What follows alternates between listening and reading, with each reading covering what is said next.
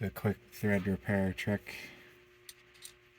You can just get a little stripped screw there. It's aluminum in behind there. Just choose an appropriate zip tie. Maybe shave it down a little bit. Get it in there. Stick that screw in there. Screw it in a little bit.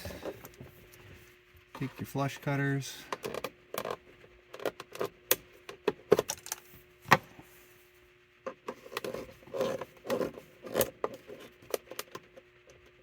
Nice and tight. No more rattle. Bonus tip. Almost all the screws in a Kenworth are duplex. So you can use Robertson and they don't strip them and make them all ugly like the Phillips do.